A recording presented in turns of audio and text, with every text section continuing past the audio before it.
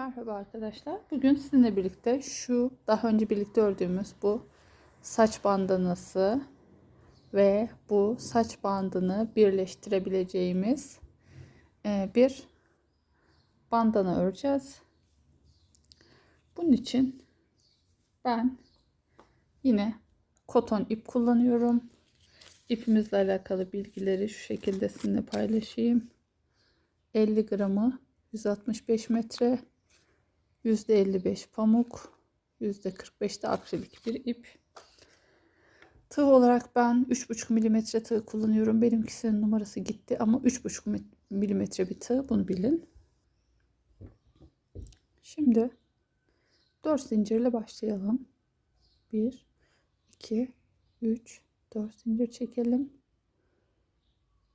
Birinci zincire kaydırma ile bağlayalım. 1, 2, 3 zincir çekelim. Tığımızın önüne bir ip alalım. Oluşturduğumuz halkanın içine batalım.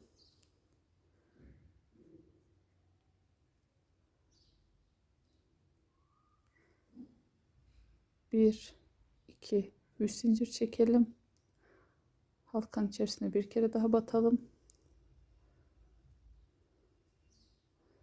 Bir zincir çekelim. Halkanın içerisine bir kere daha batalım. Bu kadar. Bu bizim başlangıcımız. Geriye dönelim. 1, 2, 3 zincir çekelim. Tığımızın önüne bir ip alalım. Ve ilk kutucuğumuza batalım. Burası bizim, burası bir de şurası bizim artırma yerlerimiz olacak. 1, 2 zincir çekelim. Aynı yere batalım. Su taşı yapıyorduk. Bakın şöyle şuradan göstereyim. Burada bir su taşı yapıyorduk. Ama burada aynı işlemi sadece birer tane, aynı yere birer tane trabzan şeklinde yaparak artırmalarımızı yapacağız. Şimdi 1, 2, 3 zincir çekelim. Tığımızın önünde ip almayalım. Bakın başlangıçta 3 kutucuk yapmıştık. Şu ortadaki kutucuğa batalım. İp almadan. 1, 2, 3 zincir çekelim. Tığımızın önüne ip alalım. Ve bu artırma yapacağımızı söylediğimiz yere batalım. 2 zincir çekelim. Aynı yere bir kere daha batalım. 2 seferde çıkaralım. Şimdi geri dönüyoruz. 1, 2, 3 zincir çekiyoruz. Tığımızın önüne ip alıyoruz. Oluşturduğumuz bu kutucuğun içerisine batıyoruz. 1, 2 zincir çekiyoruz. Aynı yere batıyoruz. Bu başlar hep bu şekilde olacak. Sonrasında 1, 2, 3 zincir çek. İp almadan sabitle. 1, 2, 3 zincir çek. Bir sonraki kutucuğa sabitle. 1, 2, 3 zincir çek. Tığın önüne ip al. Ve bu baştaki kutucuğa yine o artırma yapacağımızı söylediğimiz şekilde bat. 2 zincir çek. Aynı yere bir kere daha bat. Geri dönelim. Yine 1, 2, 3 zincir çekelim. Tığımızın önüne ip alalım. Buraya batalım. Ortaya 2 zincir çekelim. Aynı yere bir kere daha batalım. Bu şekilde bakın su taşının ilerlemesi gibi burayı bu şekilde iki baştan yapıyoruz. Aralara da hep 3 zincir çekelim. Her bir kutucuğun içerisine tığımızın önüne ip almadan batalım. Sabitleyelim. 1, 2, 3 zincir çektik. Battık. 1, 2, 3 zincir çektik. Sıradakine battık. 1, 2, 3 zincir çektik. Tığımızın önüne ip aldık. En başa gelince tığımızın önüne ip alarak yapıyoruz. 1, 2 zincir çek. Aynı yere bir kere daha bat. Bu şekilde. Geri dönüyoruz. 1, 2 zincir çek. Pardon, 3 zincir çek. Tığımızın önüne ip al. Bu kutucuğun içerisinde ikili trabzan yap. 2 zincir çek. Aynı yere bir tane daha ikili trabzan yap. Başlar hep aynı. Ortalara da 3 zincir çekerek ip almadan batıyoruz. Bu 3 zincirli yerleri siz 5 zincir şeklinde de yapabilirsiniz. Daha büyük delikler elde edersiniz. Sıkıntı olmaz. Ben 3 zincirle yapmak istedim bu sefer. Bakın buralarda ip almıyoruz. Doğrudan 3 zincir çek. Sıradaki kutucuğa 3 zincir çek. Sıradaki kutucuğa 3 zincir çek. Burada sıra başına geldiğimiz için buralara ip alarak ikili trabzan yapıyoruz. 2 zincir çek. Aynı yere bir trabzan daha yap. Evet. İşlemimiz tamamen bu şekilde ilerliyor arkadaşlar. İstediğimiz boyuta gelinceye kadar bu şekilde örelim. Sonrasında ben santim olarak da size ölçüsünü vereyim. Hatta bir dakika, şu diğer bandanın üzerinden ben size santim olarak ölçü vereyim. O boyuta geldiğimizde kenar bağcıklarını yapacağız. Sonrasında da ön kısmına ister incilerle ister incesiz dikmek üzere bu güzel çiçek şeridi yapacağız. Şu şekilde alayım ben bunu. Bakın. Ölçelim. Bu ölçüye ulaştığımızda yetişkin kafası için yeterli. Ama tabii siz biraz daha büyük yapıp boyunda falan kullanabilirsiniz. İyice büyüterek şal olarak kullanabilirsiniz. Şimdi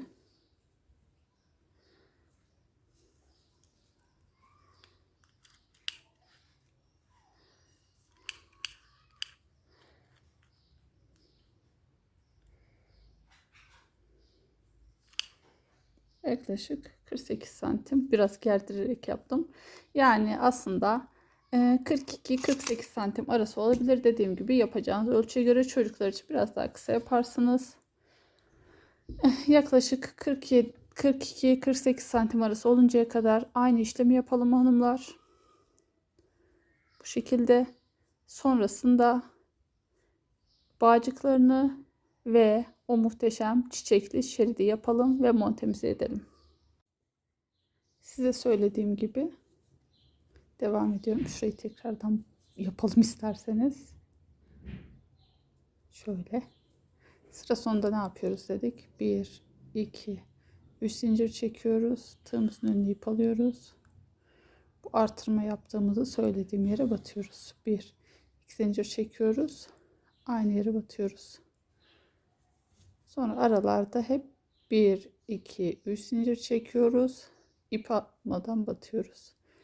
1, 2, 3 zincir çekiyoruz. İp almadan boşluğun tam ortasına batıyoruz. 1, 2, 3 zincir çekiyoruz. İp almadan boşluğun tam ortasına batıyoruz. 1, 2, 3 zincir çektik. İp almadık. Boşluğun tam ortasına battık. Bakın. Bu şekilde göstereyim. Böyle buralar artırma yaptığımız yerler. Bu şekilde. Boyutuna bakalım isterseniz. Ona göre ne kadar daha öreceğiz bir karar verelim. Bir öncekine ördüğüme göre ölçüyorum. Şu şekilde. Son 2 sıra örmem yeterli galiba. Bu arada bir fikir değiştirdim. 2 sıra daha öreceğim arkadaşlar. Sonrasında şu çiçek şerit var ya. Önce bu çiçek şeridi ipin ortasından diğer ucu alarak bu çiçek şeridi öreceğim. Sonra buranın son sırasını örerken çiçekleri buraya monte edeceğim. İğne ipliğe hiç gerek kalmayacak. Tek seferde çıkarmış olacağız. Şimdi 2 sıra daha öreyim. Sonra çiçek şeridi birlikte örelim. Bu şekilde 2 sıra daha ördüm. Şimdi bir ölçüsüne bakalım.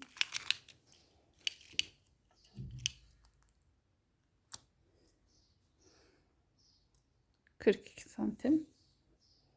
Bir sıra daha öreceğiz zaten. Da 43 bile sayılabilir. Şimdi bunu bu şekilde bırakalım. Şöyle çevirip son sıramızı öreceğiz. Son sıramızı örerken de çiçek şeridimizi monte edeceğiz. Bunu buradan bırakalım. Yumağın içinden ipimizi çıkaralım. 1, 2, 3, 4 zincir çekelim. Tığımızın önüne ip alalım. Ve 3. zincire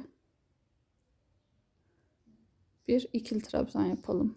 1 2 3 zincir çekelim. Tığımızın önüne ip alalım.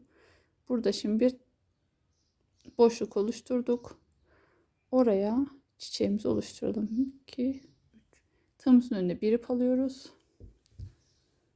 Ve bunu 1 2 3 seferde çıkarıyoruz.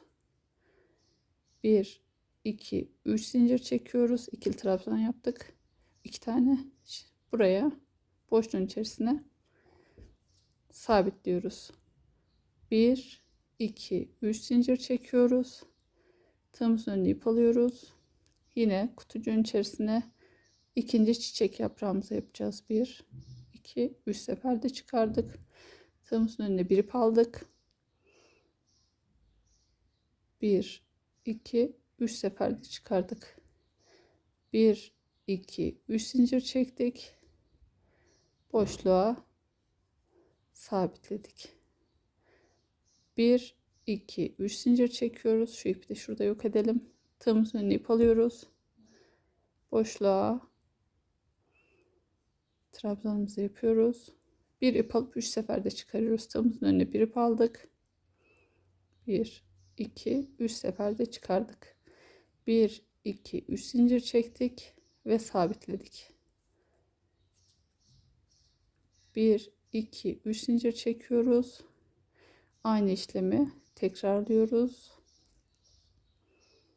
Evet, bu şekilde toplam 5 tane yaprağımız olacak. 1 2 3 zincir, son taç yaprağımızı yapıyoruz.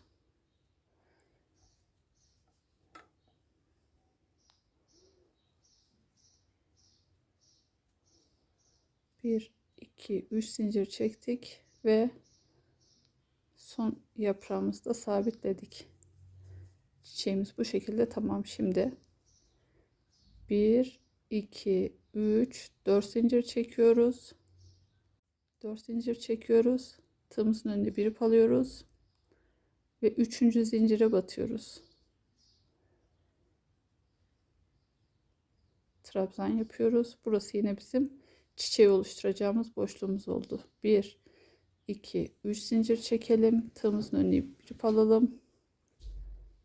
Trabzanlarımızı yapalım. 1 ikinci işlem, 1 2 3 zincir çekiyoruz ve kapatıyoruz. 1 2 3 zincir çekiyoruz. Yeni yaprağımızı yapıyoruz. Pardon.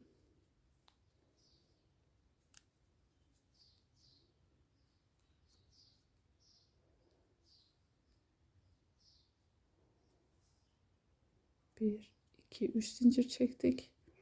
İkinci yaprağımızı da bitirdik. Yine 1 2 3 zincir çekiyoruz. Üçüncü yaprağımızı yapıyoruz.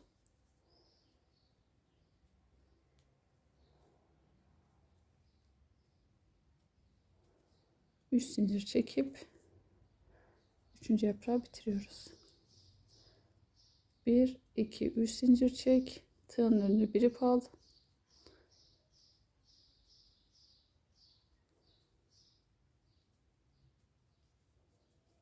Bir 2 3 zincir çekiyoruz ve üçüncü yaprağımız, dördüncü yaprağımızı da tamamlıyoruz. Şimdi son yapraktayız. 1 2 3 zincir çek, tığın önüne bir ip al. 1 ikinci trabzanı tamamla. 3 zincir çek ve son yaprağı da tamamla. Bu şekilde tamamen aynı işlem yapıyoruz. Buranın boyunda, bu yaptığımız saç bandının boyuna ulaşıncaya kadar aynı işlemi yapalım. Ne yapıyoruz? Yani 1 2 3 4 zincir çek, tığın önüne bir ip al. 3. zincire bir trabzan yap. Burada çiçeğimizin ortasını oluşturmuş oluyoruz. Sonra 3 zincir çekip üçlü trabzanla tığımızın önüne bir ip alarak üçlü trabzan yapıyoruz ve çiçeğimizi bu şekilde tamamlıyoruz. Herhangi başka bir işlem yok. İstediğimiz uzunluğa gelinceye kadar yapalım. Sonrasında da birlikte bandanamıza montesini yapar, bağcıklarıyla ve kenar oyasıyla bandanamızı tamamlarız. Ben bu şekilde istediğim uzunluğa ulaştım arkadaşlar. İpimi kırıyorum. Şimdi sayayım bakayım. Siz de ona göre ayarlayın kendinizinkini. Şimdi sayalım. 1, 2, 3, 4, 5, 6, 7, 8, 9, 10, 11, 12, 13, 14, 15, 16, 17, 18, 19, 20 tane ile benim tam oldu burası. Bakın biraz da çekiştirmemiz gerekiyor. Çünkü ütüleyeceğiz de zaten bunu. 20 tane benim tam oldu. Şimdi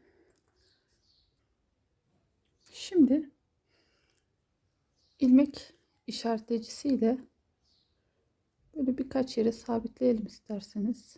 En azından yerlerimiz kaymasın diye. Böyle.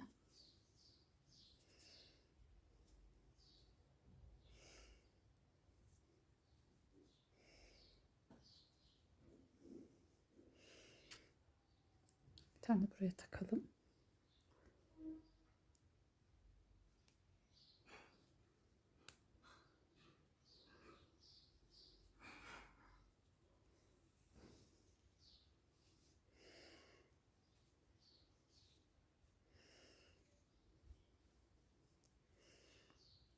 Bir tane de şöyle bir noktaya takalım.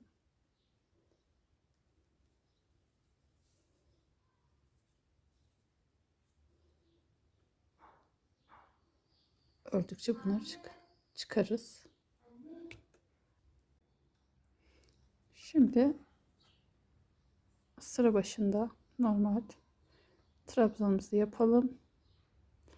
Sonrasında 2 zincir çekiyorduk ya, buraya bir zincir çekelim. İlk çiçeğimizin yaprağından tığımızı geçirelim ve bunu buraya monte edelim. Bir zincir daha çekelim. Aynı yere trabzan yapalım. Bu sadece sıra başı için geçerliydi. Şimdi 1, 2 zincir çekelim. Sıradaki çiçeğin tepesine batalım. 1, 2 zincir daha çekelim ve şu boşluğa, ilk boşluğa sık iğne şeklinde batalım. 2 tane monte ettik sıralı. Üçüncüyü boş yapalım. 1, 2, 3 zincir çekelim. Bir kutucuk oluşturalım. Şimdi 2 zincir çekelim. 2 dolu bir boş gibi düşünün arkadaşlar. Şöyle üçüncü çiçeğimizin içinden geçirelim. 2 zincir çekelim. Aynı yere batalım. 2 zincir çekelim. Sıradaki çiçeğimizin yaprağına batalım. Sabitleyelim. 1, 2, 3 zincir çekelim. Bu sefer boş bir kutucuk yapalım. Yani 2 taneyi monte edelim. Bir tane boş kalsın. Bu şekilde 1, 2 zincir çektik. Üçüncü çiçeğimizi monte edelim.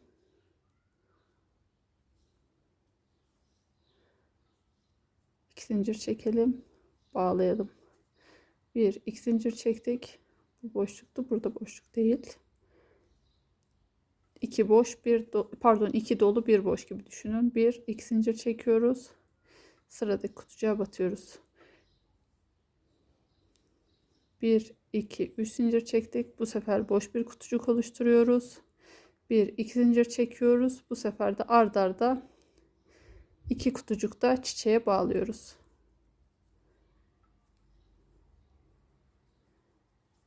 Zincir çekiyoruz ve çiçeği düzelte yapalım. Yamukluk olmasın. Ütülediğimiz zaman zaten tamamen düzgün bir şekil alacaktır. Bu size zor gelirse isterseniz çiçeği sonradan dikebilirsiniz de. Ben örerken monte etmeyi tercih ettim bu şekilde. Bakın 2 tane monte ettik, bir boş kutucuk, 2 tane monte ettik, bir boş kutucuk, 2 monte, bir boş kutucuk, sıra sonuna kadar böyle gidelim. monteleme işini tamamladım arkadaşlar. Bazı yerlerde denk gelmesi için arda arda bir boşluk bıraktığım oldu. Siz onu yaptığınız sayıya göre ayarlayın. İsterseniz çiçek sayısını daha çok yapabilirsiniz. Ben şimdi ütüleyince bu daha düzgün bir şekil alacak. Şimdi buraya geldik. Son çiçeğimizi de bağlayarak şimdi kenar bağlama ipini yapalım. Toplamda 55 zincir çekelim. 1 3 4 5 6 7 8 9 10 55 zincir çektim. Şimdi 1 2 3 zincir daha çekelim. Çiçek oluştururken yaptığımız gibi bir kutucuk oluşturalım. Ve şu çiçeklerimizden bir tane bu bandananın ucuna yapalım.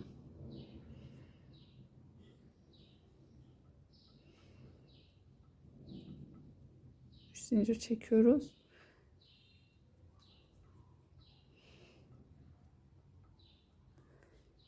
Çiçeğin aynısını buraya yapalım arkadaşlar. Sonrasını göstereyim. Çiçeğimizi yaptım. Aynen şuradaki gibi. Şimdi çiçeğimizi şöyle tutalım ters taraftan. Zincire gidelim. Ve bir kaydırma yapalım zincire. Şimdi fazla sıkmadan her bir zincirin üzerine bir adet kaydırma yapalım. Yani tığımızın önüne ip almıyoruz. Tığımızın önüne ip almıyoruz. Her bir zincirin içerisine batıyoruz. İpimizi çekiyoruz. Bu şekilde.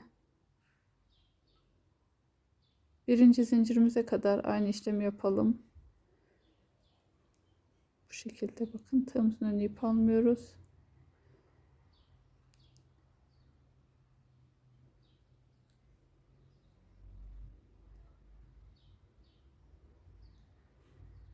Her bir zincire bir tane kaydırmayla birinci zincire kadar gelelim.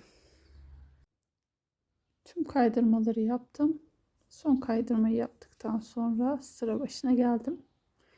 Şimdi şuraya bir geçiş yapalım. 1 2 3 4 5 6 7 8 zincir çekelim. Sonra burayı tutalım. 1 2 3 4 5 zincir daha çekelim. 5. zincire, yani 5 zincirin birincisine bu şekilde batalım. 1 2 3 4 5 6 7 8 zincir çekiyoruz. Bir tane atlıyoruz. İkincisinin tepesine batıyoruz. Bu aralara boncuk da ekleyebilirsiniz. 1 2 3 4 5 6 7 8 zincir çekiyoruz. 1 2 3 4 5 zincir daha çektik. Bu 5 zinciri kendi içerisinde bağlıyoruz. 1 2 3 4 5 6 7 8 zincir çekiyoruz. Bir tane atlıyoruz, ikinciye batıyoruz. 1 2 3 4 5 6 7 8 zincir çekiyoruz. 1 2 3 4 5 zincir daha çektik. 5 zinciri kendi içerisinde bu şekilde bağlıyoruz. 1 2 3 4 5 6 7 8 zincir çekiyoruz ve bir atlıyoruz, ikinciye batıyoruz. Bu sarkan kısımları siz dilediğiniz gibi yapabilirsiniz. Uçlarına inci veya boncuk da ekleyebilirsiniz. Tüm sıra boyunca yapın. Sonra diğer tarafa dönün. Buraya kadar gelin. Sonra şuraya kadar. Sonra diğer bağcığı da yapalım ve ütüleyip bitirelim. Tüm çevreyi bu sarkan iplerden yaptım. Siz dilerseniz bu zincir yerine şuradaki gibi her bir 8 zincirin ucunu bu çiçekten yapabilirsiniz. Öyle de çok çok güzel görünecektir. Şimdi sıra başına kadar geldim. Burada yine 55 tane zincir çekin. Sonrasında çiçek yapın ve kaydırma yaparak sıra başına gelin. Sonrasında ipimizi koparalım. Evet arkadaşlar, bakın ütümü de yaptım. Bu şekilde çiçeğimiz ütüleyince gayet güzel oldu.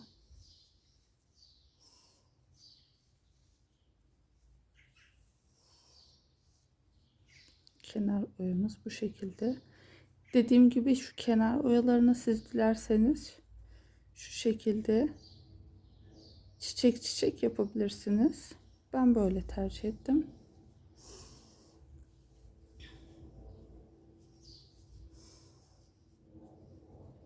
Örecek olan herkese kolaylıklar diliyorum.